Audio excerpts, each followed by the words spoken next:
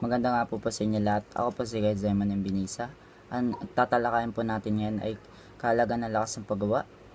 Ang lakas ng paggawa or labor force ay mga taong may edad 15 pataas na may sapat na lakas, kasanayan at maturity upang aktibong makilahok sa mga gawaing pamproduksyon ng bansa.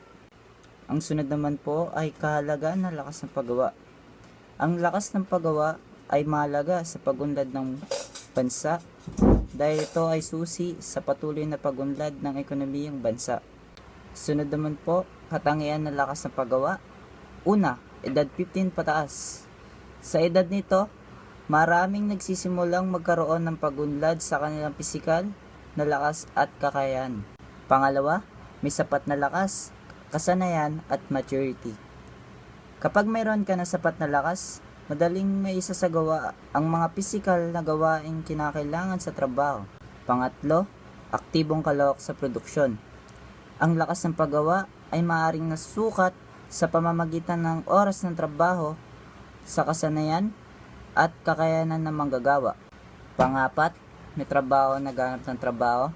Ito ay maaaring pinapakita sa pamamagitan ng isang diagram nang nagpapakita ng pagkalat ng mga taong may trabaho at mga naghahanap ng trabaho sa isang partikular na ekonomiya. At ang panghuli, frictional. Ito ay nangaganap kapag individual ay lumipat ng trabaho mula sa ibang trabaho.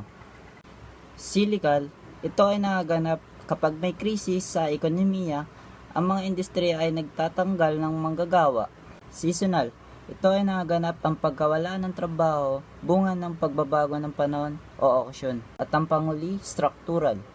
Ito ay nangaganap kapag may manggagawa ay nawalan ng trabaho, bunga ng pagliit ng industriya, sanhi ng pagbabago ng teknolohiya at pagbago ng panlasa ng mamimili. Yun lamang po, maraming salamat.